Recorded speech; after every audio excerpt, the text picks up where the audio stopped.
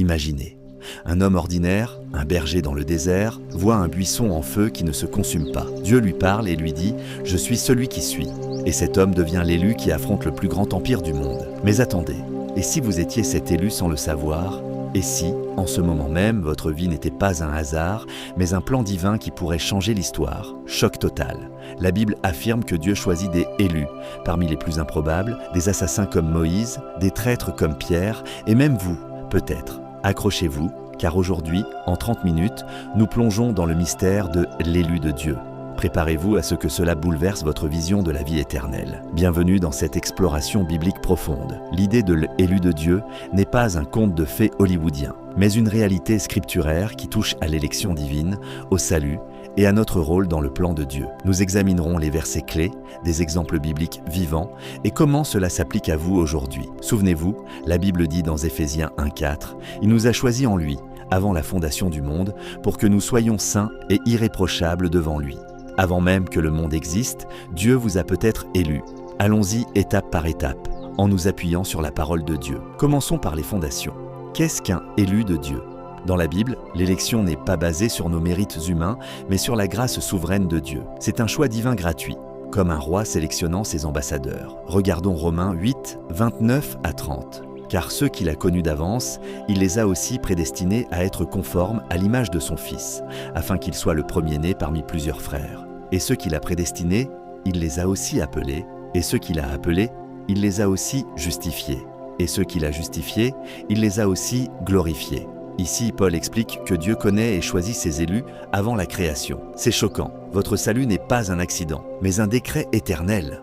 Poursuivons avec Deutéronome 7, 6 à 8, adressé au peuple d'Israël. « Car tu es un peuple saint pour l'Éternel, ton Dieu.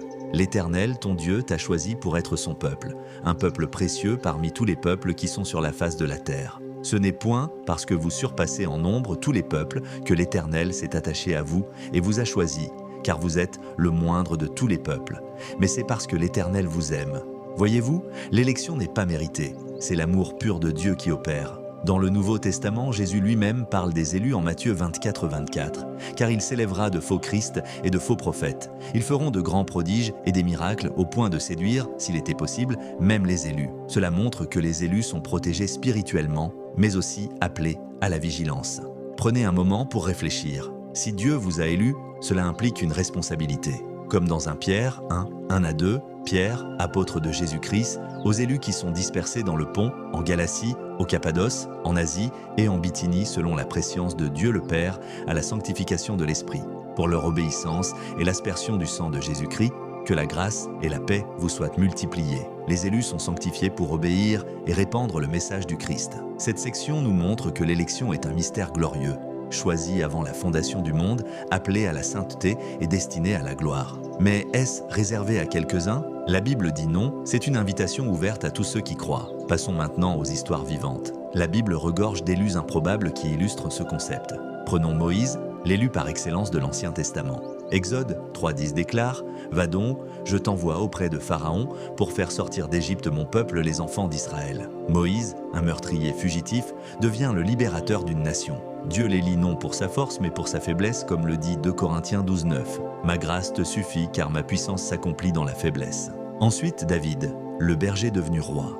1 Samuel 16,7 nous dit « L'Éternel ne considère pas ce que l'homme considère. L'homme regarde à ce qui frappe les yeux, mais l'Éternel regarde au cœur. » Dieu choisit David, le plus jeune, face à ses frères imposants. Il devient l'élu pour vaincre Goliath et établir une lignée menant à Jésus. Dans le Nouveau Testament, regardons Paul, l'ancien persécuteur, Acte 9,15, rapporte les paroles du Seigneur à Ananias. « Va, car cet homme est un instrument que j'ai choisi pour porter mon nom devant les nations, devant les rois et devant les fils d'Israël. » Paul de Saül le zélé devient l'apôtre des gentils. Son élection transforme un ennemi en pilier de l'Église, comme en Galates 1,15. Mais lorsqu'il plut à celui qui m'avait mis à part dès le ventre de ma mère et qui m'a appelé par sa grâce. Et n'oublions pas les disciples ordinaires. Jacques et Jean, pécheurs, sont élus par Jésus en Marc 3,14. Il en établit 12 pour qu'ils fussent avec lui et pour les envoyer prêcher. Pierre, qui renie Jésus, est restauré en Jean 21, 15 à 17 et devient le rocher de l'Église selon Matthieu 16, 18. Ces exemples choquent. Dieu élit des faiblesses pour manifester sa gloire. Comme Ésaïe 42, 1 sur le serviteur souffrant, qui préfigure Jésus, « Voici mon serviteur que je soutiens, mon élu en qui mon âme se complaît. J'ai mis mon esprit sur lui, il apportera la justice aux nations. » Jésus est l'élu suprême et nous sommes greffés en lui par la foi. Réfléchissons, si Moïse ou Paul l'ont été, pourquoi pas vous? L'élection n'est pas élitiste, c'est un appel à tous, comme en 2 Timothée 1,9, il nous a sauvés et il nous a appelés à une sainte vie, non à cause de nos œuvres, mais à cause de son propre dessein et de la grâce qui nous a été donnée dans le Christ Jésus avant les temps des siècles. Maintenant, appliquons cela à notre époque. Être un élu de Dieu n'est pas un titre passif, c'est un appel à l'action. Dans un monde chaotique, guerre, injustice, doutes spirituels, les élus sont appelés à briller. Éphésiens 2,10 le dit clairement, car nous sommes son ouvrage ayant été créé en Jésus-Christ pour de bonnes œuvres que Dieu a préparées d'avance afin que nous les pratiquions. Si vous êtes élu, votre vie a un but divin, servir, aimer, témoigner. Considérez les défis modernes. Face à la sécularisation, Colossiens 3,12 nous exhorte « Ainsi donc, comme des élus de Dieu, saints et bien-aimés, revêtez-vous d'entrailles compatissantes, de bonté, d'humilité, de douceur, de patience. » Les élus doivent incarner ces vertus dans leur quotidien, au travail, en famille, dans la société. Un verset puissant pour l'encouragement, Philippiens 1,6 « Je suis persuadé que celui qui a commencé en vous cette bonne œuvre la rendra parfaite pour le jour de Jésus-Christ. Dieu qui vous a élus achèvera son œuvre en vous. Pas de peur du doute. L'élection assure la persévérance. Et pour ceux qui se sentaient indignes, Romains 11,29 affirme « Car les dons et l'appel de Dieu sont irrévocables. Une fois élu, rien ne peut vous séparer de son amour selon Romains 8,38 à 39. » Dans votre ville, à Cotonou ou ailleurs, vous pourriez être l'élu pour influencer une communauté, guérir des cœurs brisés ou propager l'Évangile. Imaginez, votre histoire pourrait être le prochain chapitre biblique moderne. En résumé, l'élu de Dieu est choisi par grâce, non par mérite, prédestiné, appelé, justifié, glorifié.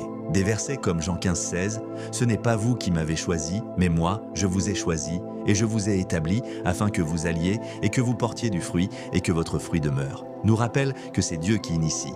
Jésus, l'élu ultime selon Luc 9,35 « Celui-ci est mon fils, mon élu. » Écoutez-le, nous invite à le suivre. Si cette vérité vous choque et vous interpelle, répondez aujourd'hui. Priez, étudiez la Bible, rejoignez une communauté de foi. Vous n'êtes pas un hasard, vous pourriez être l'élu pour un temps comme celui-ci. Que Dieu vous bénisse dans cette découverte. Merci d'avoir écouté. Souvenez-vous, vous êtes une race élue, un sacerdoce royal, une nation sainte, un peuple acquis, afin que vous annonciez les vertus de celui qui vous a appelé des ténèbres à son admirable lumière, selon 1 Pierre 2,9. Si ce message sur l'élu de Dieu a touché ton cœur, si tu sens au fond de toi que Dieu t'appelle peut-être à quelque chose de plus grand dans cette saison de ta vie, alors pose-toi cette question simple. Et moi, est-ce que je fais partie des élus que Dieu prépare pour son œuvre? Laisse un commentaire juste en dessous, écris simplement « Je suis prêt » ou « Seigneur, révèle-moi mon appel » ou même le verset qui t'a le plus parlé aujourd'hui. Ton commentaire peut être une bénédiction pour quelqu'un d'autre qui lit en ce moment même et qui se sent seul dans sa marche avec Dieu. Alors ose écrire, ose partager ce que tu ressens, ça crée une communauté, ça fait circuler la parole. Et si tu veux continuer ce voyage ensemble, si tu veux recevoir chaque semaine des enseignements qui nourrissent ton esprit et fortifient ta foi, clique sur le bouton « S'abonner » juste là, en bas à droite. Active la petite cloche pour ne rien rater des prochaines vidéos parce que Dieu a encore beaucoup à te dire et à te montrer. Merci d'avoir pris ce temps avec moi. Que la grâce et la paix de notre Seigneur Jésus-Christ soient avec toi. On se retrouve très bientôt pour la suite. Dieu te bénisse abondamment.